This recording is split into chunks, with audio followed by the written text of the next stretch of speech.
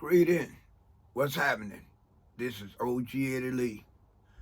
Yesterday, I did a story, and it was about uh, a lick that that occurred while I was walking around on the carnival fairgrounds. And like I said, if I wasn't mistaken, this lick happened in August.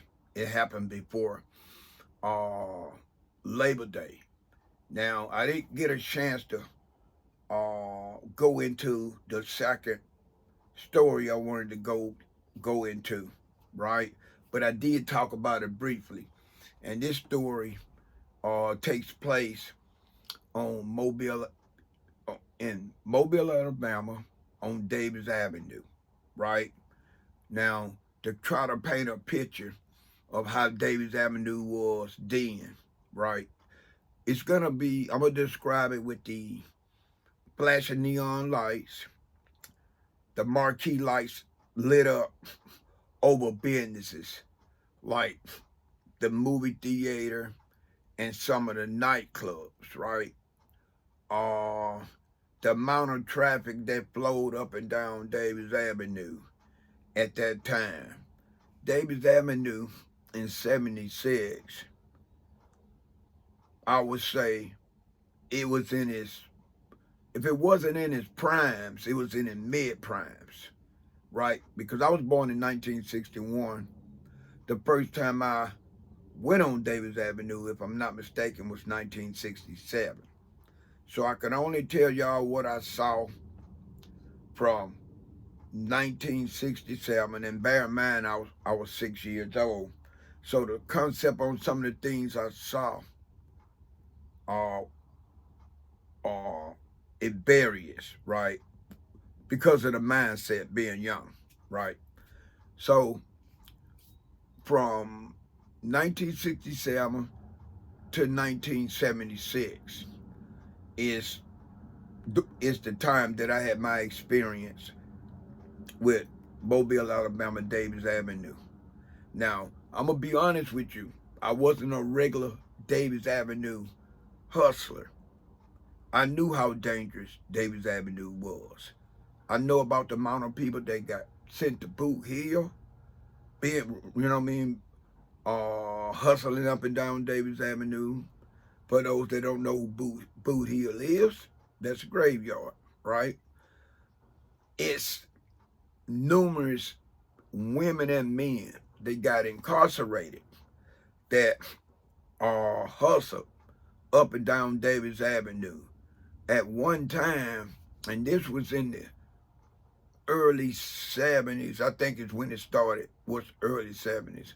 It might have started before my family and I moved into Mobile, Alabama, Orange Grove Housing Projects community. I know it happened because I was around some inmates when I got transferred as an adult in February 1977 that wasn't from Mobile. They wasn't from the state of Alabama, okay?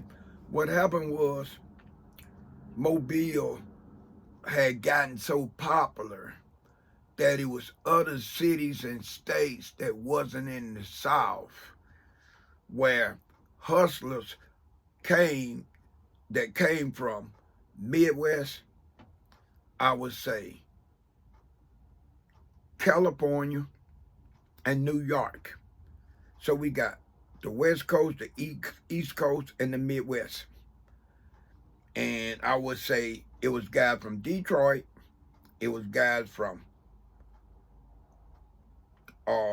California. I'm not sure what part, but if I had to guess, I would say probably uh, Compton, LA, Inglewood. This is what I'm assuming, right? And then you had New York hustlers. They all came to Mobile, Alabama. They was all hustlers, so they all heard about where the set was at, which was Davis Avenue. So they competed up and down Davis Avenue against the Southern boys. Now, I'm talking about Southern boys that was actually raised in Mobile, Alabama. Maybe a few of these southern boys that was hustlers might have came from other major city, but from like Montgomery or Mobile, not Montgomery and Birmingham. But boys, I know the guys that I met that were hustling like that. I met later while incarcerated. They was from Mobile, so they grew up knowing about Davis Avenue, right? So these are pimps and players came from Midwest, East Coast, and the West Coast. Saw their shop on Davis Avenue, and they tried to compete against the Southerners, the Southern hustlers. They actually thought with them being from the East Coast, the West Coast, and the Midwest, they was going to be faster than those players and hustlers in Mobile, Alabama. Right? They found out real quick that even though Mobile, Alabama was in the South, right, just like all those other Southern states, the guys that decided to get in the hustle game, period, that was from the South, especially the ones from Mobile, Alabama, they learned fast, right? They knew how to make their moves because they grew up in that city, right, and surrounding cities. And Davis Avenue at the time was wide open. But anybody that want to run up and down with it with any kind of hustling, they had, you had prostitutes, you had drug dealers, you had pimps, you had every form of street person, male and female, hustling up and down Davis Avenue. All right, to get back to my story at hand, I wanted to paint a picture. Oh, I want to say this. With the amount of marquee lights, flashy lights, the black owned businesses, and just the neon lights that lit up Davis Avenue, especially on the weekend, and the amount of traffic flow that travel up and down Davis Avenue. Davis Avenue was compared to New Orleans, Bourbon Street. It was compared to Los Angeles, not Los Angeles, but Las Vegas, Sunset Strip. Now, I'm not sure about Sunset Strip. If I had to say why it was more receptive or more of a hustle paradise, I would say because it was legalized gambling in Las Vegas. It wasn't no legalized gambling in Mobile. It was gambling houses, but there was illegal gambling houses. So in order for these gambling houses to be able to gamble, have people there gambling, they had to be paying some kind of kickback to the police, to the Mobile Police Department. No, I didn't understand that when I was younger. I'm like, how can this house be on Davis Avenue? I'm talking about that yellow skin house. Anybody that's familiar with Mobile, Alabama, that went up and down Davis Avenue, they know what the skin house was. Okay, the skin house, known place for people to go gamble. They played the card game called Skin. In order for that house to be open 7 days a week and known for being a gambling spot, it had to be given some revenue to certain polices to keep from getting raided. I'm not saying it did get raided, but I bet you if it got raided at a time when they was looking for guys that had a whole lot of warrants. So they raided every now and then just to damn get them guys out the street behind jail, behind bars, and make it look like they was doing their job.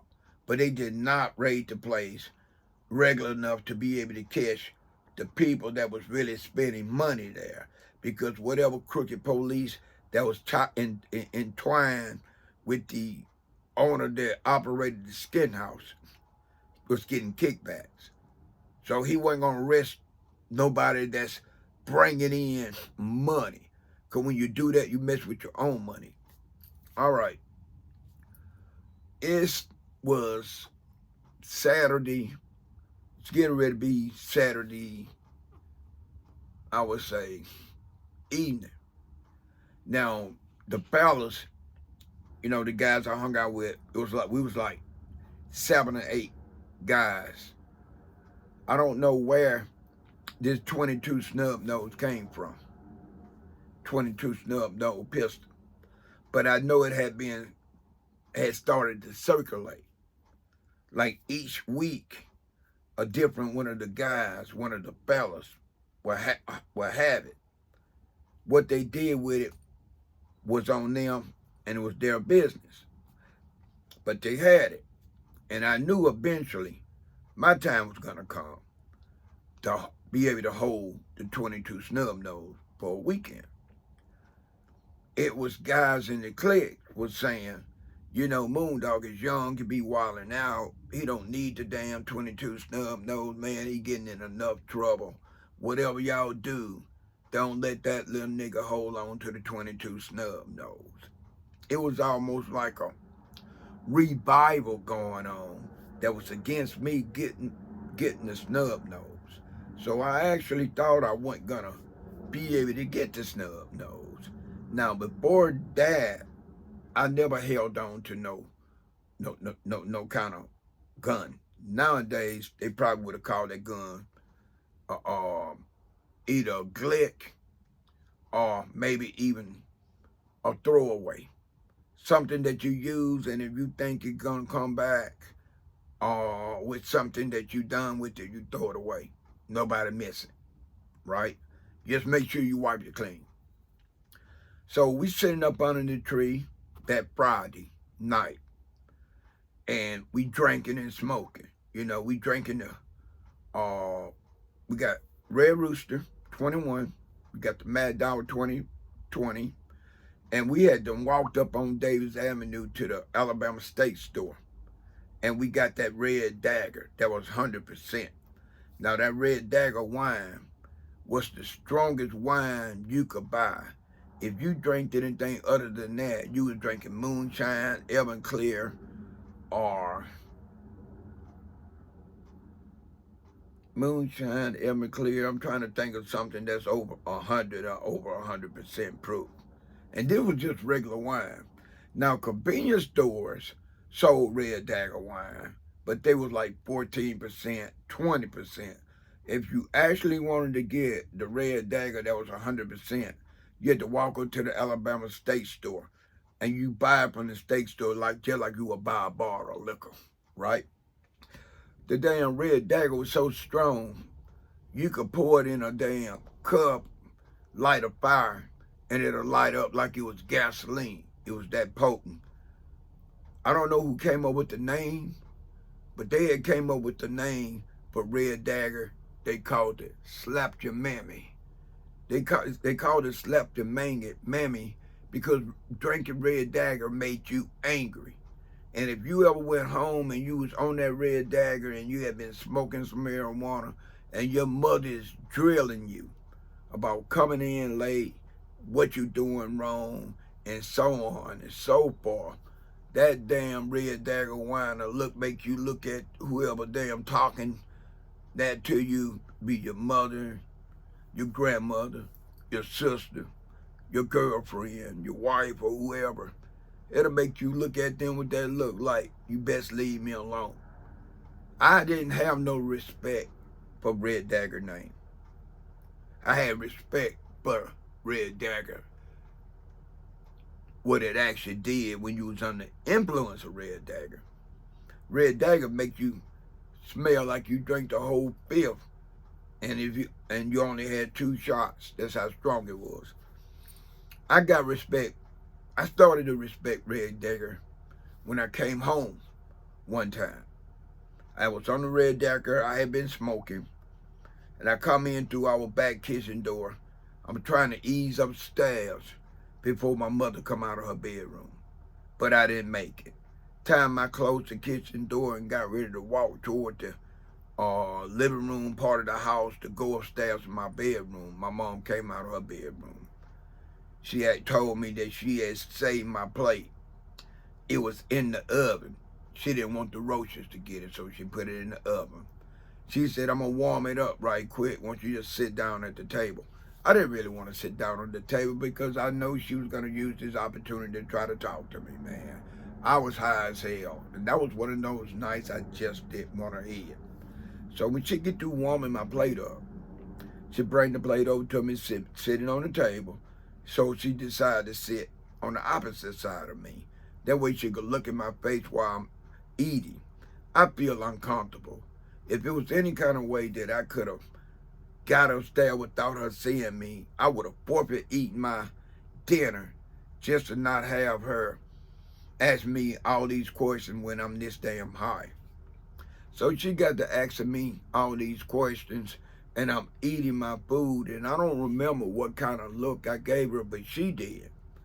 And she told me, boy, you looking at me like I ain't your mother. You looking at me like you ready to slap me. And I didn't know I was looking like that. I knew I was high as hell, but that's how she projected I looked it to her. And when she told me that, I started respecting Red Dagger street nickname, which was Slapped Your Mammy. Okay. We sitting under the tree, we drinking, we smoking, and I'm getting ready to leave and go lay it down. One of the homies hand me a brown bag, paper bag. This size of brown bag we used to have our wine in. He handed it to me. When I take it, I could tell by the weight that it was something in the bag. I started feeling the bag. Come to find out I could feel the revolver in there. So I assumed it was the 22 snub nose. They said, all right, Moondog, it's your weekend to have the snub nose. And then my man was like, man, I told y'all not to get that motherfucker that snub nose, man. He crazy. But they say, man, whatever you do with that snub nose, if you have to shoot anybody or anything, you make sure you let us know. And if you have to, you throw it away. Whatever you do, don't let it get caught on your personals. So I took the snub nose. I was high at the time, and I wasn't planning on going nowhere to do anything. So I went home and went to sleep.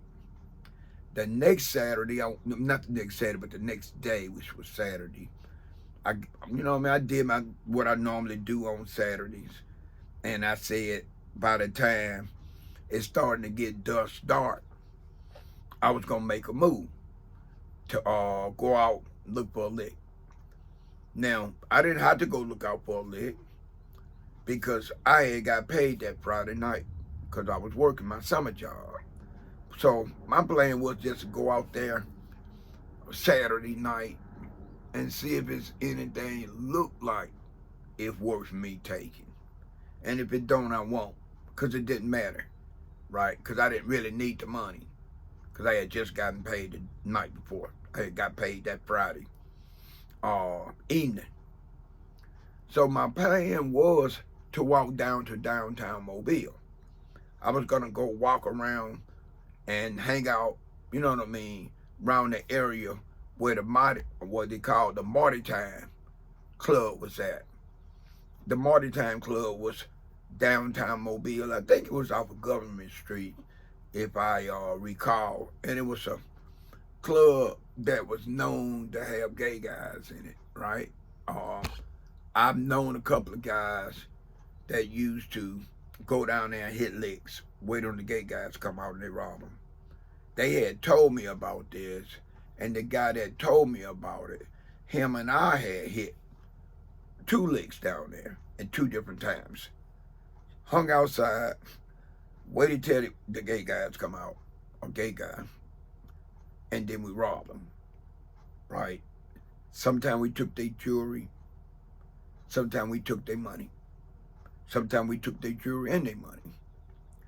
So I saw him walk around down by the Marty Time, see what's going on.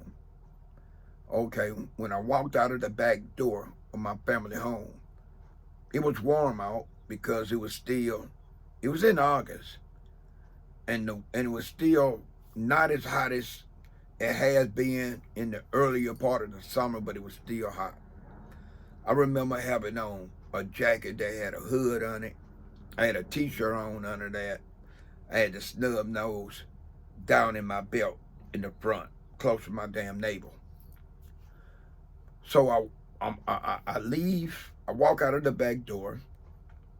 I walk up, and now I'm on the main street. Now, I got a choice. I could go.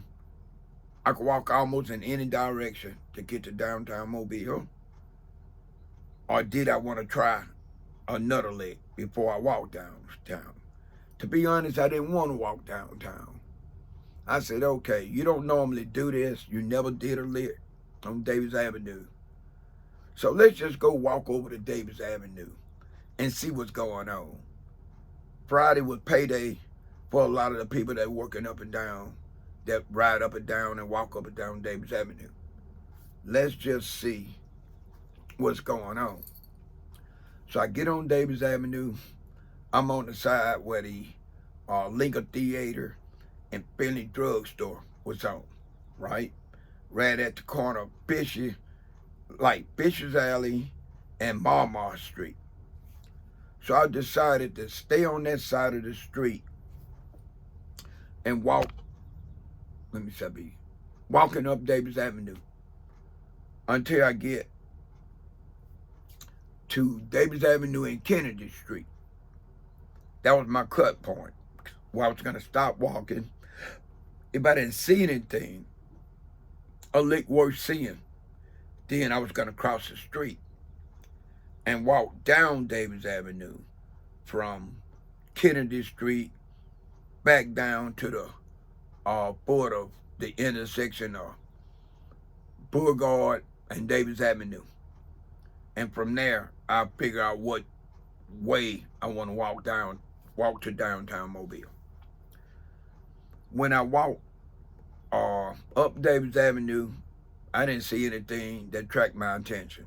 I wasn't trying to damn just stick up anybody, right? I'm looking for something that might be easy and look like it might be some money involved in it. So once I got to Kennedy and Davis Avenue, like I said, I crossed the street. I started walking down.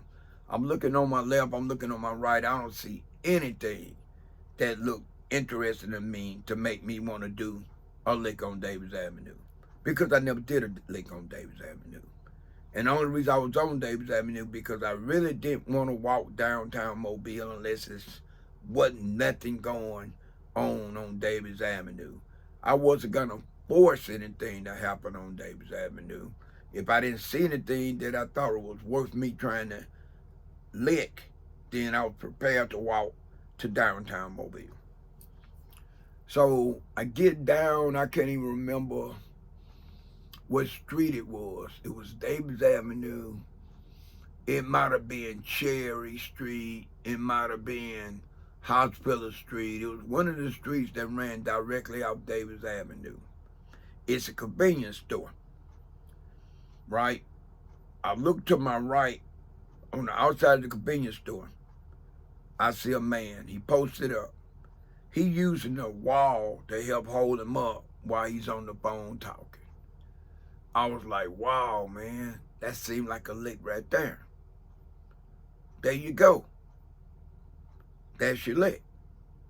So my plan was to walk over there, lean on the man while he's leaning on the wall on the telephone. And I was going to run my hands through his front and back pockets. And whatever I can get out of his front pockets, I was going to take it and take off running. That was the plan. All right. As I started walking closer to the man, I reached in the inside of my front, like I said, where I had a snub nose. It didn't have no safety on it, but it was a revolver. So I cocked the revolver hammer back. I knew, long as I didn't squeeze the trigger, I wasn't going to shoot my balls off. And I knew I wasn't going to shoot him. So I walked up to him, and I just walked up to him real fast, and I used my weight to keep him against the wall, but he still got the phone up to his head. I'm going through his pockets, and he tells whoever, well, at first I didn't know who he was talking to, but then I heard him say, baby, hold up. Some little young punk ass nigga is trying to damn rob me, right?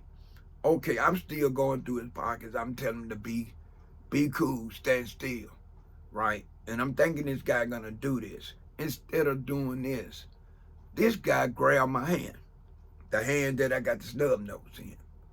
He's literally trying to take a loaded cocked handgun out of my hand. I had no intentions of damn firing that gun, period.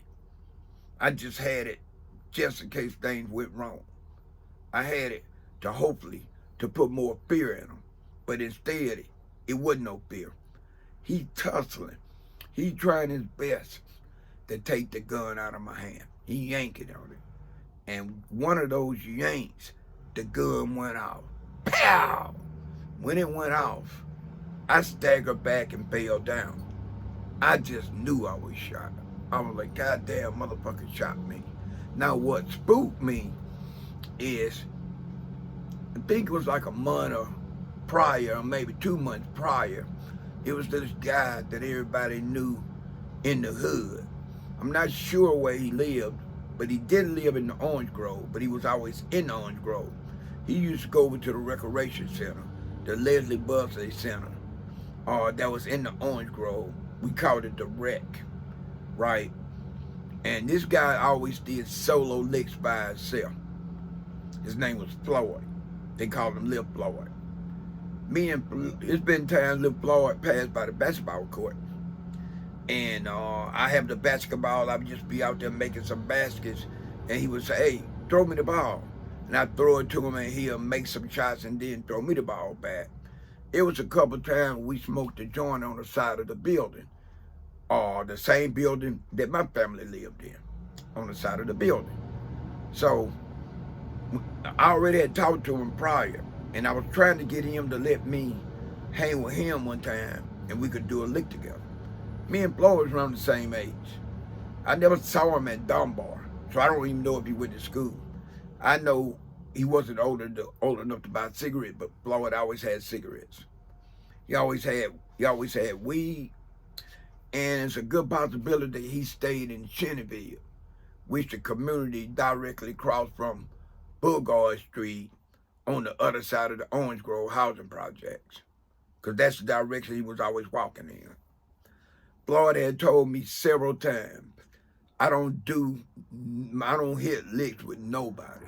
I do all my licks solo.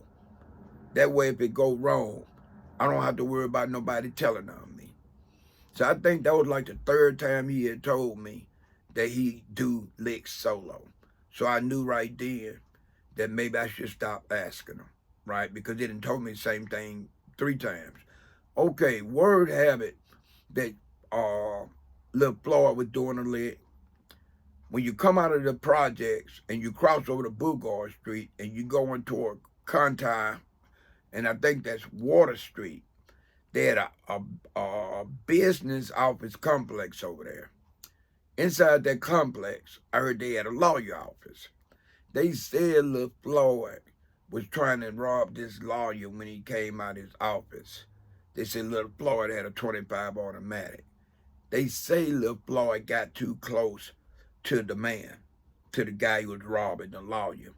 Say the lawyer grabbed his hand like this guy just grabbed my hand. And they got to pulling on, lawyer trying to snatch the gun away from Lil Floyd. Lil Floyd was trying to keep him from doing it. And they say the gun went off and shot Lil Floyd. And Lil Floyd ended up dying. I don't know how true was that rumor. Only thing I know is Lil Floyd did die from a gunshot wound. Right? And the first thing came to my mind is, damn, I'm glad I wasn't with him, man. And I was sad because me and Lil Floyd was the same age. He was doing wrong and I was doing wrong, and it wasn't right in what we was doing. But I still felt a sense of loss because he was cool with me. But I was glad that particular time was one of them times he still just decided to say he don't do licks with anybody. All right. The older homies, one of the reasons why they didn't want me to see me get the snub nose. I was trying to think of another thing I could think of without saying snub. I was gonna say gat, but I'll just say the snub nose. That's one of the reasons why they didn't want me to get the snub nose. They kept telling me you gonna end up like Lil Floyd. So when that gunshot went off, I grabbed my side and fell down to my knees. I just knew I got shot. And while I was down on my knees, the damn man said, "Oh shit, this little nigga just shot me." And that's when I realized it wasn't me. I stood up and I was about to take off running because I just realized it wasn't me, it was him that got shot. Like I said, it was on the side of the convenience store, and the telephone was mounted on the side of the big convenience store wall.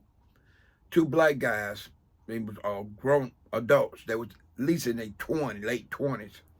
They came running out of the convenience store, telling me, "Hold up, little nigga, hold up, little nigga." I took off running.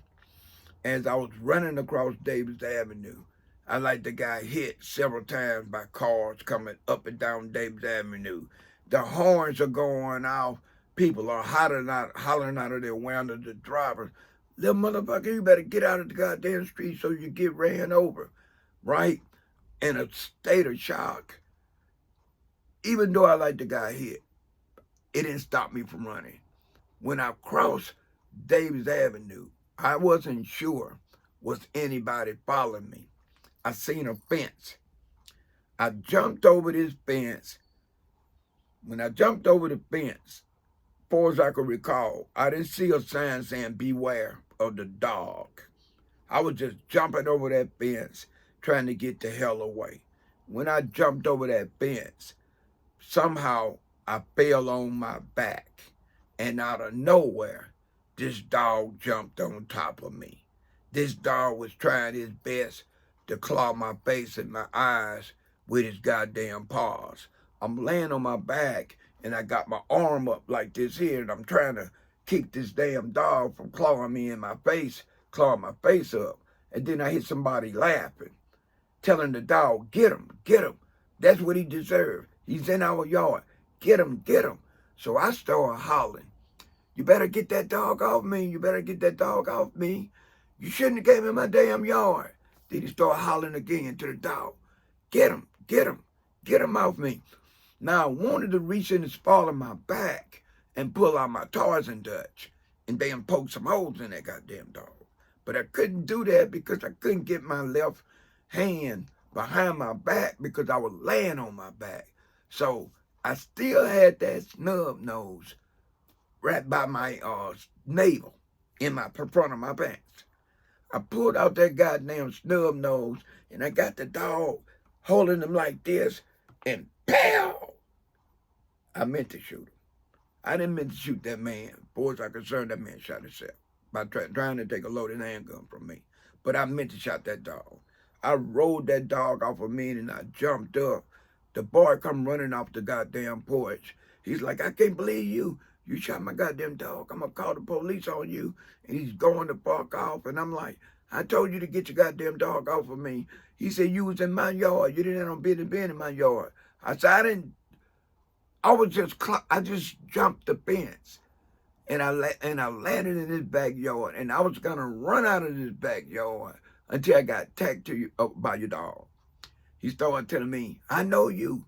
You go to the same school, junior high school I go to. You go to Dunbar. I'm going to damn tell on you." And by this time, I had the snub nose in my hand. I tell him, "Motherfucker, if you say anything to anybody to what happened, like you're right. I go to junior high school with you. I've seen you, but I don't know you. But you didn't see me. You know when you see me at Dunbar, I ain't by myself. I'm with a clique. But I don't need to clique. If anybody come back and tell me that you told them I shot your dog, the next time I shoot somebody, it ain't gonna be no goddamn dog. It's gonna be you." So I took off running. Man, it scared that damn hell out of me. When I made it home, I was so afraid that this guy had called the police and the police were gonna come. I couldn't even sleep like I wanted to, right? I'm just all edgy, man. I'm shook the hell up about this whole situation. So the next morning, I look out my bedroom window. I see my next door neighbor sitting by the playground on the brick bench. I got up, went outside, went out there, and I told him what happened. He said, "Damn, Moondog, man, that's fucked up, bro. What you do with the snub nose?" I said, "I still got it." He said, if that guy went to go to school with us, he might just tell on you. You should let me hold on to the snub nose just in case the police come to your mother's house. And then I give it back to you in a few days and you can give it back to the fellas that you got it from. So I went in the house, I got the snub nose and I gave it to him. When I did give it back to the fellas a few days later, they looked, they opened the chamber and they looked and they said, "Man, we gave you the snub nose. It had 6 rounds. It got 4 rounds in it. What the hell happened?" I told them. They were like, "Man," I told y'all niggas not to give that shit to Moondog, man. I told y'all not to give it to him."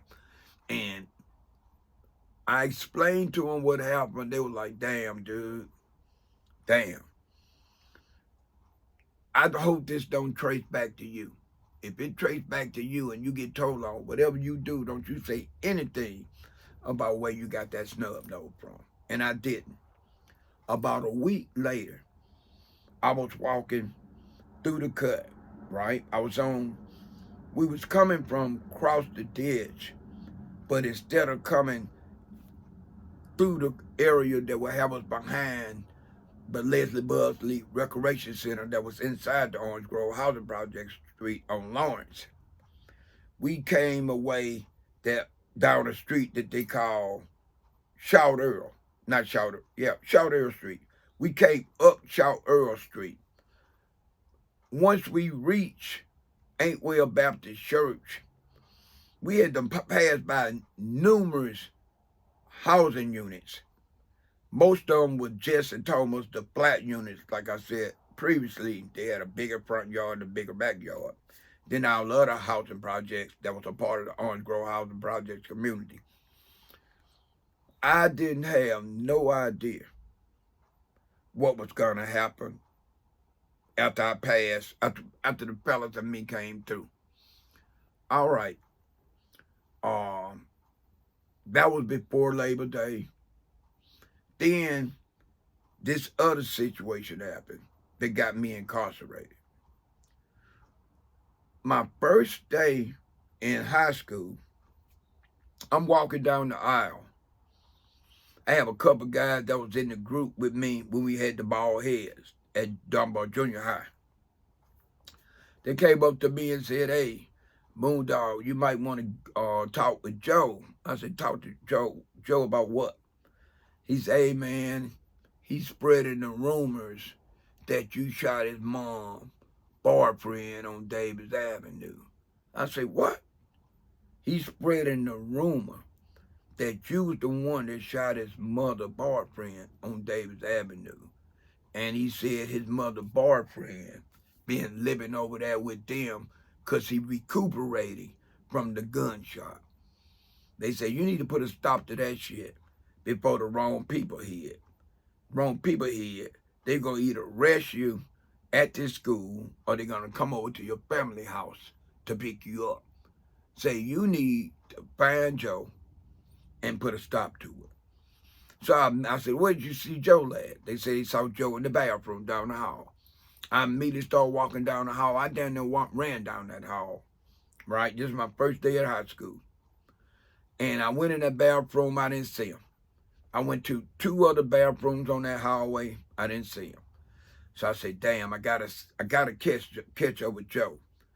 So I wasn't able to catch him after going into those 3 different restrooms. So after lunch in the cafeteria, I needed to go to the restroom, take a leak. When I walked into that restroom, it was 3 nice-sized white boys, like they was in a 10 and 11, and they played football for Murphy High School because I had just started at Murphy High School. Matter of fact, all of the guys that I interacted with at Dunbar, we all had started at Burford High School the same year, right? And I look over and I see Joe over to the sink washing his hands. When he look up and see me, this mean look come over his face. I didn't say anything. I just stood to the side. When the white guys got through talking, they looked at each other, and I think they sensed that it was something about to happen because they walked out of the bathroom. I walked over to Joe. I said, man, what's this shit you saying that I shot your mom's boyfriend? He said, man, you did, Moondog. Everybody know you wilding out, man. You been out here damn hitting licks and stuff, and you did it. I said, man, I don't know what the fuck you talking about. I ain't shooting nobody. He said, last week, you and the fellas came walking by my family home, right? My mom's boyfriend was standing at the front door looking at the screen. And it was 7 of y'all niggas. And he pointed you out. He told my mother, that little boy right there, the youngest looking boy out of the all 7, that little boy is the one that shot me.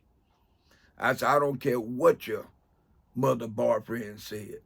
I ain't shoot no goddamn body. And you need to watch spreading those goddamn rumors. And he said, I'm not scared of you, Moondog. I said, I don't want you to be scared of me. I'm telling you, if that anybody else, you could have told somebody earlier that I haven't seen that gonna come back and tell me what you said I did. If anybody else come back and tell me that you said I shot your mother boyfriend, it's gonna be me and you. And if you don't watch out, like you said, I shot him, maybe I shoot you. And he said, I'm not afraid of you, you know. And my 3 brothers, older brothers, not gonna let you hurt me. And you ain't got no big brother.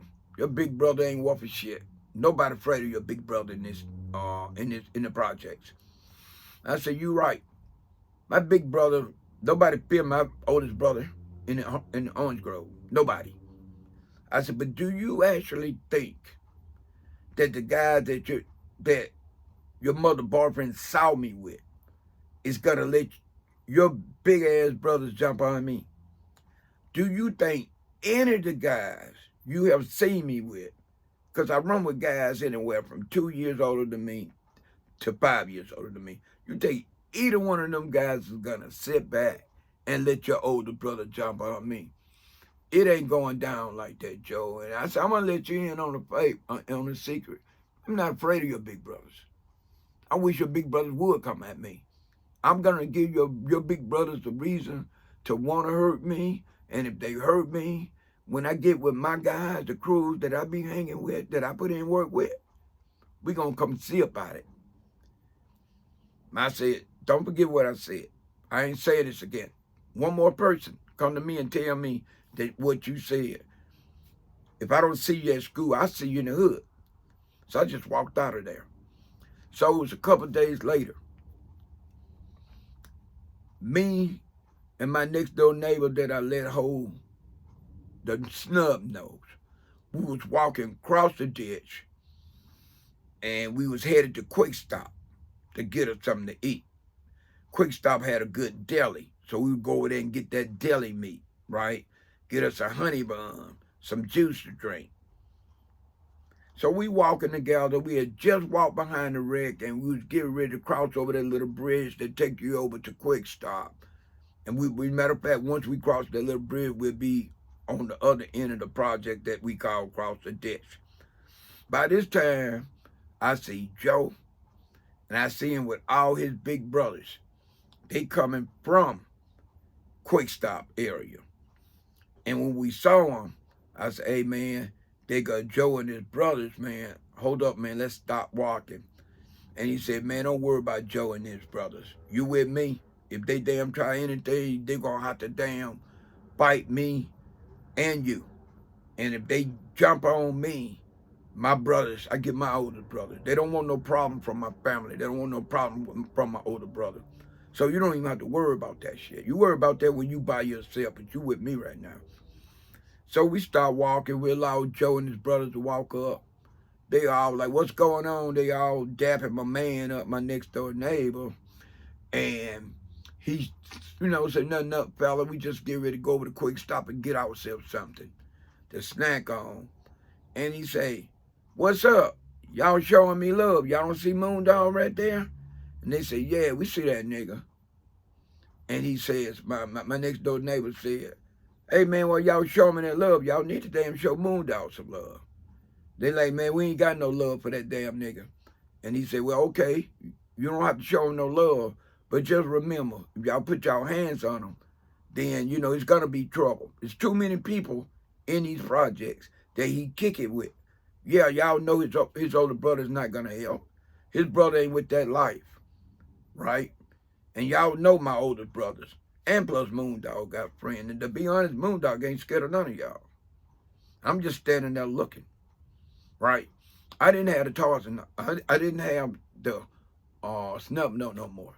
But I had my Tarzan knife on me. I didn't even tell my next door neighbor I had the Tarzan knife on me. I'm just standing there. The guys never got friendly. They never said, what's up, Moondog? They just walked out. And me and my man started walking toward Quick Stop. So that was 2 incidents. The fairgrounds and that lick that happened on Davis Avenue that went wrong. Those 2 things. After those 2 things, that's when I really started hearing the sound of karma calling me by my street nickname, Moondog. It's time to reap the whirlwind. Moondog, it's time for you to pay for the things that you've done wrong. And it was not even a week later, I got caught up in this other situation with these other guys. And that was it for me. I got snatched off the streets. When I got out, it wasn't no more nobody coming at Moondog sideways. Other than the family of that guy that got me all caught up in that case, that got me locked up, tried as a dog, and sent to prison. I had issues with that family, right? I fought the 2 brother-in-laws. I fought the oldest brother, but I showed him mercy because we were friends until that case with his brother and me and the other 2 guys was on. Now, it's other stories, right? It's a lot of other stories that happen. I'm a non-fictional writer. All my stories that I tell, I've lived a life, right? Just recently, sometime last year, I saw Joe on Facebook. I sent him a friend request. I didn't think he was gonna accept it. Thought maybe he might be bitter, even though that'd been almost 50 years ago. He accepted my friend request. And then something happened a few months later. He sent me one. So I don't know if he defriended me or he had a second Facebook page or whatever. But I did not accept that particular friendship request. So this is OG Eddie Lee, and I'm here to tell you, for a young man born in the South, lived the first 23 years in the South, the monotone that I got in starting in late 75, that took me off the streets in September of 1976, and I was unleashed back into society in October the 16th, 1978, minus not getting a parole on February of 1978 because the parole board denied me because they said I was a menace to society. With all that being said, everything that I done wrong in 76. When I got out in late 78, only thing I've been trying to do is better my life, right? And it's been real damn difficult. the first thing that had to happen, I had to get out of that environment because I couldn't move in that environment. Like I said, I fought that brother, that one guy that got me arrested, that actually was the predator or whatever that particular case, even though it was three other guys, two other guys on the same case. I fought his family members, and the only little relief I got is when my family moved out of the uh, Orange Grove Housing Projects community, the city of Mobile, and we moved out to Dolphin Island Parkway. When our family moved out in Dolphin Island Parkway, that's when I started realizing how beautiful Mobile was, because I was around a different type of people. Even the black people was different. They was living different. Attitude was different. Didn't seem to be as uptight and bitter because of what they was going through financially, right?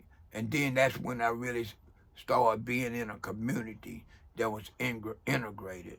So I was around whites, I was around blacks, I was around Filipinos, and I was around a few Latinos and Mexicans. At that point in my life is when I really started realizing how nice my city was. I would say if my family would have never moved out of them projects, eventually I was going to move because I already told my mother I was going to move. I couldn't even get a girl friend in those projects, right? It was women I went to school with that was in my age group, and they liked me. When they saw me out, they showed me love.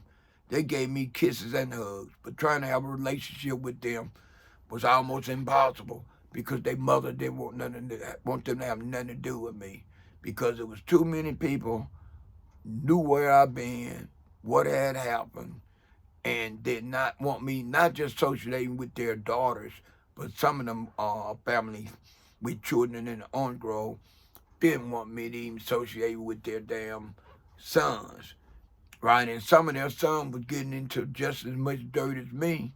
They just never got into something that took them off the street and put them behind the bars like I did.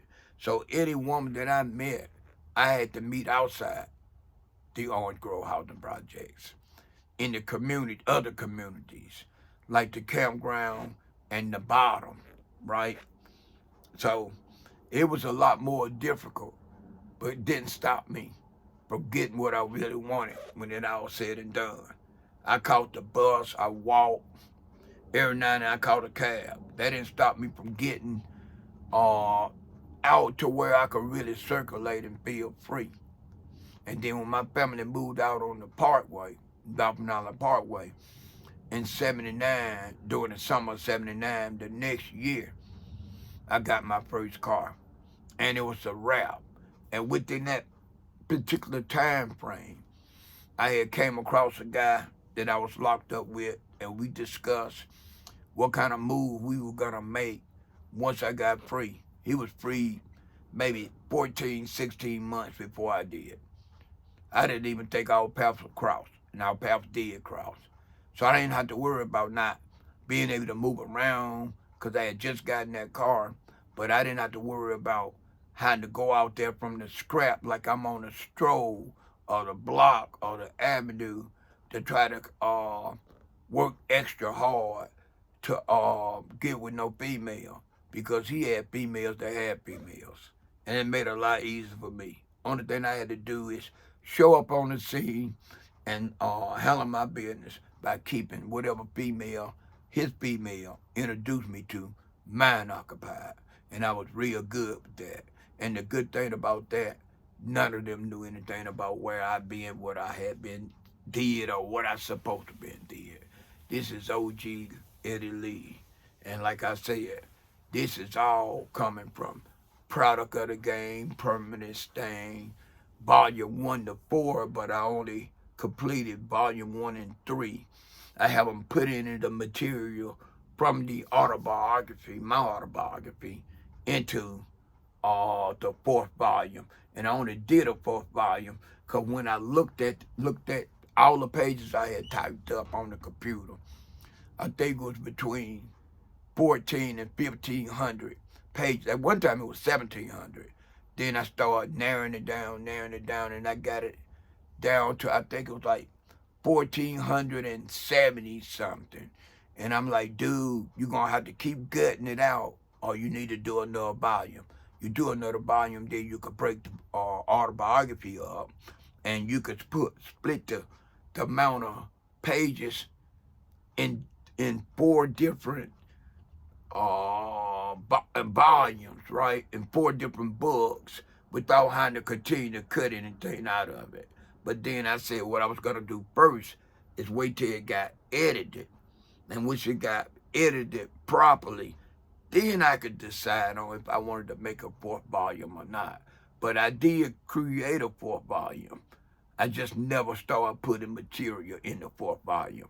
The material that I got is all for the 1st, 2nd, and 3rd volume of the my autobiography titled Product of the Game, Permanent Stain. This is OG Eddie Lee. Boondog to the streets. I'm out.